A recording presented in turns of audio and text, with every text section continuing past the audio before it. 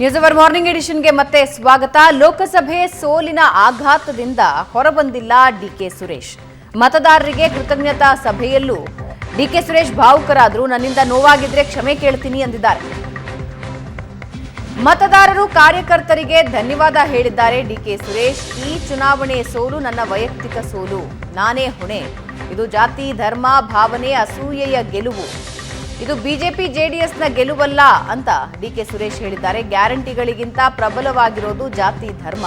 ನನ್ನ ಕೆಲಸಕ್ಕೆ ಕೂಲಿ ಕೊಡಿ ಅಂತ ಚುನಾವಣೆಗೆ ಬಂದೆ, ಆದರೆ ಜನ ಅದನ್ನ ತಿರಸ್ಕಾರ ಮಾಡ್ತಾರೆ ಅಂತ ಡಿಕೆ ಸುರೇಶ್ ಹೇಳಿದ್ದಾರೆ. ಸಾಮಾನ್ಯ ಕಾರ್ಯಕರ್ತನಾಗಿ ನಾನು ಕೆಲಸ ಮಾಡ್ತೀನಿ ಅಂತಿದ್ದಾರೆ. ಏನ್ ಹೇಳಿದ್ದಾರೆ ಕೇಳಿಸ್ಕೊಳ್ಳಿ. ಯಾರು ಏನು ತರಬೇಕಾದಂತ ಅವಶ್ಯಕತೆ ಇಲ್ಲ. ನಿಮಗೆಲ್ಲ ಇತ್ತು ನಮ್ಮೂರು ಬರಲಿಲ್ಲ, ನಮ್ಮ ಬೀದಿಗೆ ಬರಲಿಲ್ಲ ಅಂತ. ನಿಮ್ ಬೀದಿಗೂ ಬರ್ತೀನಿ, ನಿಮ್ ಮನೆಗೂ ಬರ್ತೀನಿ, ನಿಮ್ ಊರಿಗೂ ಬರ್ತೀನಿ. ಎಲ್ಲ ಕೆಲಸ ಕಾರ್ಯಗಳು ಖಂಡಿತ ನಿಮ್ ಜೊತೆ ಇದ್ಕೊಂಡು ನಾನು ಬದುಕಬೇಕು, ಬಾಳ್ಬೇಕು. ನಾನು ಆ ಕೆಲಸ ನೋಡ್ಕೊಂಡು ನಿಮ್ ಜೊತೆ ಇರ್ತೀನಿ. ಧೈರ್ಯವಾಗಿರಿ, ಯಾರಿಗೂ ಹಂಚ್ಕೊಳಕ್ ಹೋಗ್ಬೇಡಿ, ಹೆದರ್ಕೊಳಕ್ ಹೋಗ್ಬೇಡಿ. ಯಾರ್ಯಾರೇನೇನ್ ಮಾಡಿದ್ದಾರೆ ಅದನ್ನೆಲ್ಲ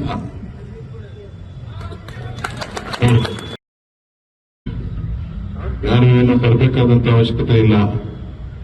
ನಿಮಗೆಲ್ಲ ಇತ್ತು ನಮ್ಮೂರು ಬರಲಿಲ್ಲ, ನಮ್ಮ ಬೀದಿಗೆ ಬರಲಿಲ್ಲ ಅಂತ. ನಿಮ್ ಬೀದಿಗೂ ಬರ್ತೀನಿ, ನಿಮ್ ಮನೆಗೂ ಬರ್ತೀನಿ, ನಿಮ್ ಊರಿಗೂ ಬರ್ತೀನಿ. ಎಲ್ಲ ಕೆಲಸ ಕಾರ್ಯಗಳು ಖಂಡಿತ ನಿಮ್ ಜೊತೆ ಇದ್ಕೊಂಡು ಒಂದಕ್ಕೆ ಕೆಲಸ ಮಾಡಿದ್ದೀನ. ನಾನು ಮಂಜೂರು ಮಾಡಿಸ್ಕೊಟ್ಟಂತ ಕೆಲಸ ಕಾರ್ಯಗಳು ಇನ್ನು 5 ವರ್ಷ ಆದ್ರೂ ಮುಗಿಯೋದಿಲ್ಲ. ರಾಮನಗರಕ್ಕಿರ್ಬೋದು, ಚನ್ನಪಟ್ಟಣಕ್ಕಿರ್ಬೋದು, ಕುಣಿಗಲ್ಗಿರ್ಬೋದು, ಆನೇಕಲ್ ತಾಲೂಕಿಗಿರ್ಬೋದು, ಬೆಂಗಳೂರಿಗಿರ್ಬೋದು. ಇವತ್ತು ಬಂದು ಏನೋ ಹೇಳ್ಕೊಂಡು ಹೋಗ್ತಾರಂತ, ಏನೋ ಮಾಡ್ತಾರಂತ. ನಾನು ಸ್ವಾಗತ ಮಾಡಿದ್ದೇನೆ, ಸಹಕಾರ ಕೊಡ್ತೇನೆ ನಿಮ್ಮ ಅಭಿವೃದ್ಧಿಗೆ.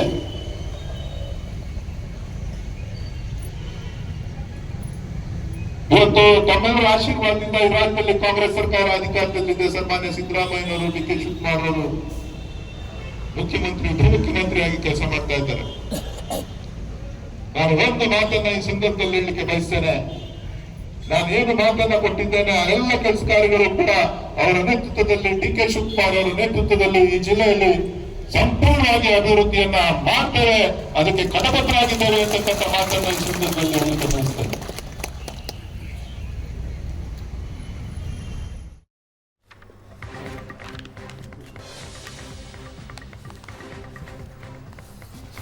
ಆಘಾತದಿಂದ ಹೊರಗೆ ಬರೋದಕ್ಕೆ ಸಾಧ್ಯ ಖಂಡಿತ ಇಲ್ಲ. ಯಾಕಂದರೆ ಸತತವಾಗಿ 3 ಸಲ, ಒಂದು ಉಪಚುನಾವಣೆಯಲ್ಲಿ, 2 ಲೋಕಸಭಾ ಚುನಾವಣೆಯಲ್ಲಿ ಡಿ ಕೆ ಸುರೇಶ್ ಗೆದ್ದುಕೊಂಡು ಬಂದಿದ್ರು.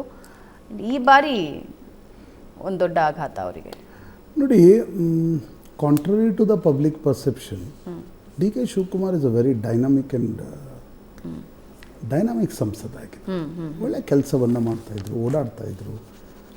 ಡಿ ಕೆ ಶಿವಕುಮಾರ್ಗೆ ಹೋಲಿಸಿದರೆ ಡಿ ಕೆ ಸುರೇಶ್ ಅವರ ಸಂಬಂಧಗಳು ಬೇರೆ ಪಾರ್ಟಿಗಳು ಅವ್ರ ಜೊತೆನೂ ಕೂಡ ತುಂಬ ಚೆನ್ನಾಗಿವೆ. ಆದರೆ ನನಗನ್ಸುತ್ತೆ ಕಳೆದ ಬಾರಿ ನಿಖಿಲ್ ಕುಮಾರಸ್ವಾಮಿ ಯಾವ ಕಾರಣಕ್ಕಾಗಿ ಸೋತರೋ, ಕಳೆದ ಬಾರಿ ಮಂಡ್ಯದಲ್ಲಿ, ಯಾಕಂದರೆ ತಂದೆ ಮುಖ್ಯಮಂತ್ರಿಯಾಗಿದ್ದರು. ಆ ಕಾರಣದಿಂದ ಇಡೀ ಒಂದು ಫೋಕಸ್ ಮಂಡ್ಯ ಕಡೆ ತಿರುಗ್ತು. ಸುಮಲತಾ ಕ್ಯಾಂಡಿಡೇಟ್ ಆದರು. ಆಗ ನಿಖಿಲ್ ಕುಮಾರಸ್ವಾಮಿ ಸೋಲಿನ ಕಾರಣದಿಂದ ಕುಮಾರಸ್ವಾಮಿಯವರಿಗೆ ಪೊಲಿಟಿಕಲ್ ಸೆಟ್ಬ್ಯಾಕ್ ಆಯಿತು. ಈ ಬಾರಿ ನನಗನ್ಸುತ್ತೆ ಡಿ ಕೆ ಶಿವಕುಮಾರ್ ಉಪಮುಖ್ಯಮಂತ್ರಿಯಾಗಿದ್ದರು. ಕುಮಾರಸ್ವಾಮಿ ವಿಧಾನಸಭಾ ಚುನಾವಣೆಯಲ್ಲಿ ಹೀನಾಯವಾಗಿ ಸೋತಿದ್ರು. ಕಾಂಗ್ರೆಸ್ಸಿಗರು ಕುಮಾರಸ್ವಾಮಿ ವಿರುದ್ಧ ಮುಗಿಬೀಳ್ತಾ ಇದ್ರು. ಅದರ ಅನುಕಂಪ JDS ಆಗ್ಲಿಕ್ಕೆ ಶುರು ಆಗಿತ್ತು. ಒಂದು. ಎರಡನೇದು, BJP ಮತ್ತು JDS ಕ್ಯಾಂಡಿಡೇಟ್ ಚಾಯ್ಸ್ ಏನಿತ್ತು ಅದು ಸ್ಪಾಟ್ ಆನ್. ಯಾಕಂದರೆ ಡಾಕ್ಟರ್ ಮಂಜುನಾಥ್ ಬ್ಯಾಗೇಜ್ ಇರಲಿಲ್ಲ. ಮಂಜುನಾಥ್ ಈಗಷ್ಟೇ ಜಯದೇವದಿಂದ ನಿವೃತ್ತರಾಗಿದ್ದರು. ಲಕ್ಷಾಂತರ ಹೃದ್ರೋಗದ ಶಸ್ತ್ರಚಿಕಿತ್ಸೆಗಳು ಬೆಂಗಳೂರು ಸುತ್ತಮುತ್ತಲಿನ ಭಾಗದಲ್ಲಿ ಜಯದೇವದಲ್ಲಿ ಮಾಡ್ಕೊಳ್ತಾರೆ. ಕೆಲವೊಂದು ಸಂದರ್ಭದಲ್ಲಿ ಹೆಂಗಿರುತ್ತೆ ಅಂದರೆ, ದುಡ್ಡಿಲ್ಲ ಅಂತ ಹೇಳಿದ್ರೆ ಫ್ರೀ ಆಗಿ ಮಾಡಿ ಕಳಿಸಿರ್ತಕ್ಕಂಥ ಉದಾಹರಣೆಗಳಿವೆ.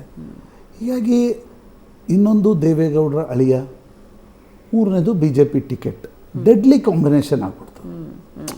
ಅದು ಈಗ ಸುಮಲತಾ ಗೆದ್ದಿದ್ದಲ್ಲಿ ಪಾಪ್ಯುಲರ್ ಪರ್ಸೆಪ್ಷನ್ ಸುಮಲತಾ ಪರವಾಗಿ ಹೋಗ್ಬಿಡ್ತು.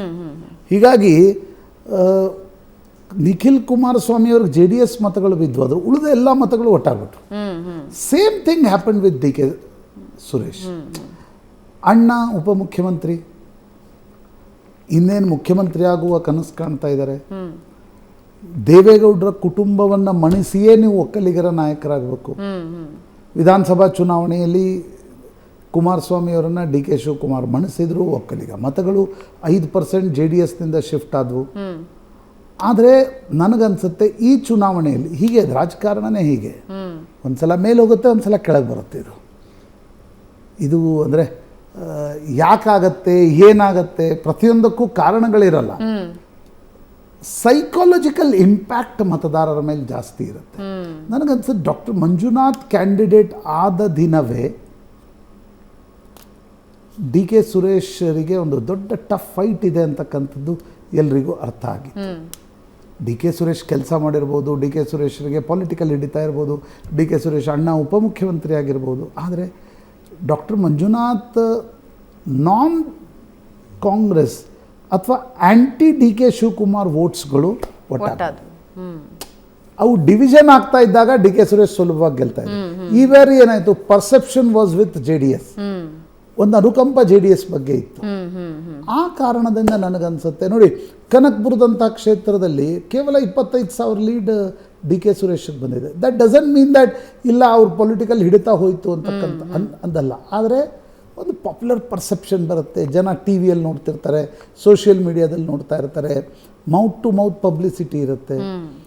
ಡಾಕ್ಟರ್ ಮಂಜುನಾಥ್ ಈಗ ಯಾರೋ ಅನಿತಾ ಕುಮಾರಸ್ವಾಮಿ ನಿಂತಿದ್ರೆ ಈ ಪಾಪ್ಯುಲರ್ ಪರ್ಸೆಪ್ಷನ್ ವರ್ಕ್ ಆಗ್ತಿದ್ದಿಲ್ಲ, ಬಿಕಾಸ್ ಅವರು MLAನೂ ಆಗಿದ್ದರು, ಕುಮಾರಸ್ವಾಮಿ ಪತ್ನಿ ಕೂಡ ಹೌದು.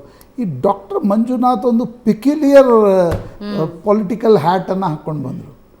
ಒಂದು ಕಡೆ ಫೇಮಸ್ ಕಾರ್ಡಿಯಾಲಜಿಸ್ಟ್, ಇನ್ನೊಂದು ಕಡೆ ಎಲ್ಲೂ ಕೂಡ ಅಂದರೆ ಸುಖ ಸುಮ್ಮನೆ ಮಾತನಾಡೋದು, ಟೀಕೆ ಮಾಡೋದು, ಬಾಯಿಗೆ ಬಂದಂತೆ ಮಾತನಾಡೋದು, ಸಿಟ್ಟೆ ತೋರಿಸ್ತಾ ಇರಲಿಲ್ಲ ಅವರು. ಏನು ಹೇಳ್ತಾ ಇದ್ರು ಅವರು, ಹೋಗಿ 10,000 ಸ್ಟೆಪ್ಸ್ ದಿನವೂ ನಡೀರಿ, ನೀವು ಇವ್ರನ್ನ ಏನು ಟೀಕೆ ಮಾಡ್ತೀರಿ? ನನಗನ್ಸುತ್ತೆ ಡಿ ಕೆ ಶಿವಕುಮಾರ್ ಸುರೇಶ್ಗಾಗಿರ್ತಕ್ಕಂಥ ಬಹುದೊಡ್ಡ ಸಮಸ್ಯೆ ಅಂದರೆ ಡಾಕ್ಟರ್ ಮಂಜುನಾಥ್ ಬಂದು ನಿಂತಾಗ ಅವರು ಒಂದು ಅಕ್ಷರವೂ ಡಿ ಕೆ ಸುರೇಶ್ ಬಗ್ಗೆ ಮಾತಾಡ್ತಾ ಇರಲಿಲ್ಲ. ಅವರು ಆರೋಗ್ಯದ ಮುಂದೆ ಆರೋಗ್ಯ ಪಾಲಿಸಿ ಹೇಗೆ ಮಾಡಬೇಕು, 10,000 ಸ್ಟೆಪ್ಸ್ ನಡೀರಿ, ಹೃದ್ರೋಗ ಸಮಸ್ಯೆ ಬರದಂತೆ ನೀವು ಇದನ್ನು ತಿನ್ನಿರಿ, ಆ ಸೊಪ್ಪು ತಿನ್ನಿ, ಇದನ್ನು ಹೋಗಿ ಅವ್ರು ಚುನಾವಣಾ ದಟ್ ಈಸ್ ನೀಡೆಡ್. ಪಾಲಿಟಿಕ್ಸ್ನಲ್ಲಿ ಇಂಥವೂ ಕೂಡ ಬರಬೇಕಾಗತ್ತೆ. ಪಾಲಿಟಿಕ್ಸ್ ಬರೀ ಅವ್ರನ್ನ ಟೀಕೆ ಇವ್ರನ್ನ ಟೀಕೆ, ಆ ಜಾತಿ ಧರ್ಮ ಅಲ್ಲ. ಕೆಲವೊಂದು ಸಲ ಈ doctor ಮಂಜುನಾಥ್ರ personality was hindrance to D K Suresh and Shivakumar. ನಾನು ಕ್ಯಾಲ್ಕುಲೇಟ್ ಮಾಡಿದ ಪ್ರಕಾರ ಡಾಕ್ಟರ್ ಮಂಜುನಾಥ್ ಬಂದಾಗಲೇ ಅನಿಸಿತ್ತು ಡಿ ಕೆ ಸುರೇಶ್ಗೆ ಟಫ್ ಇದೆ. ಆ್ಯಂಡ್ ಅಫ್ಕೋರ್ಸ್ ಕಾಂಗ್ರೆಸ್ನ ಕಾರ್ಯಕರ್ತರಿಗೂ ಒಂದು ಸಂದೇಶ ಕೊಡಲಾಗಿತ್ತು, ನೋ ಪರ್ಸನಲ್ ಅಟ್ಯಾಕ್ಸ್ ಅಂತ. ಅಲ್ಲ, ಅದು that is because of the learning experience from Sumalatha versus Nikhil Kumaraswamy. D K Suresh ಆಗಲಿ ಶಿವಕುಮಾರ್ ಆಗಲಿ ಎಲ್ಲೂ ಡಾಕ್ಟರ್ ಮಂಜುನಾಥ್ ವಿರುದ್ಧ ಪರ್ಸ್ನಲ್ ಟೀಕೆಗಳನ್ನು ಮಾಡಿಲ್ಲ. ಆದರೆ ಡಾಕ್ಟರ್ ಮಂಜುನಾಥ್ರ ಪರ್ಸ್ನಾಲಿಟಿ ಇತ್ತಲ್ಲ, ಅದು ಅರ್ಬನ್ ಕಾನ್ಸ್ಟಿಟ್ಯೂನ್ಸಿಯಲ್ಲಂತರೂ BJP JDSನ ದೇವೇಗೌಡರ ಅಳಿಯ ಕಾರ್ಡಿಯಾಲಜಿಸ್ಟ್ ಡಾಕ್ಟರ್ ಮಂಜುನಾಥ್ ಇದು ಸಾಕಾಗಿತ್ತು ಪರ್ಸೆಪ್ಷನ್ ಬಿಲ್ಡಪ್ ಮಾಡಲಿಕ್ಕೆ. ಈಗ ಆಮೇಲೆ ಕರ್ನಾಟಕದ ಇಡೀ ಫೋಕಸ್ ಪಾಯಿಂಟ್ ಬೆಂಗಳೂರು ಗ್ರಾಮಾಂತರ. ಹೀಗಾಗಿ ಡಿ ಕೆ ಸುರೇಶ್ಗೆ ಸೋಲಾಗಿದೆ ಅಂತ ನನಗನ್ಸುತ್ತೆ. ಬಟ್ ನಿಶ್ಚಿತವಾಗಿ ನೋಡಿ, ರಾಜಕಾರಣದಲ್ಲಿ nothing is permanent. From Modi to D K Suresh, nothing is permanent. ರಾಜಕಾರಣ ಹೀಗೆ, ಒಂದು ಸಲ ಮೇಲೆ ಹೋಗುತ್ತೆ, ನೀವು ಮೇಲೆ ಹೋದಾಗ ಮಾತನಾಡಿದಾಗ ಇನ್ನೊಬ್ಬನಿಗೆ ಅನುಕಂಪ ಬರುತ್ತೆ, ಇವನು ಮೇಲೆ ಹೋಗಿ ಮಾತಾಡ್ತಾನೆ, ಇವ್ರಿಗೆ ಅನುಕಂಪ ಬರುತ್ತೆ. So politics is a biggest leveliser, not only for politicians, ನಮಗೂ ಕೂಡ. ನಾವು ಎಕ್ಸಿಟ್ ಪೋಲ್ಸ್ಗಳು ಬಂದಾಗ ಏನು ಹೇಳ್ತಾ ಇದ್ವಿ, ಆ್ಯಕ್ಚುಯಲ್ ನಂಬರ್ಸ್ಗಳು ಬಂದಾಗ ಏನು ಹೇಳ್ತಾ ಇದ್ವಿ. ಅದಕ್ಕೆ ಹ್ಯುಮಿಲಿಟಿ ಮತ್ತು ಹಂಬಲ್ನೆಸ್ ರಾಜಕಾರಣ ಪದೇ ಪದೇ ಕಲಿಸ್ತಾ ಇರುತ್ತೆ. 23ರಲ್ಲಿ ಅದು ಕುಮಾರಸ್ವಾಮಿ ಕಲಿಸಿತ್ತು, 24ರಲ್ಲಿ ಅದು ಡಿ ಕೆ ಶಿವಕುಮಾರ್ ಸಿದ್ದರಾಮಯ್ಯ ಅವರು ಕಲಿಸಿ. ಎಸ್ ಥ್ಯಾಂಕ್ ಯು ಚರ್ಚೆಯಲ್ಲಿ ಭಾಗಿಯಾಗಿದ್ದಕ್ಕೆ ಪ್ರಶಾಂತ್. ವೀಕ್ಷಕರೇ, ಇದು ಇವತ್ತಿನ ನ್ಯೂಸ್ ಅವರ್ ಮಾರ್ನಿಂಗ್ ಎಡಿಷನ್. ನೇರ ದಿಟ್ಟ ನಿರಂತರ ಸುದ್ದಿಗಾಗಿ ನೋಡ್ತಾ ಇರಿ ಏಷ್ಯಾನೆಟ್ ಸುವರ್ಣ ನ್ಯೂಸ್.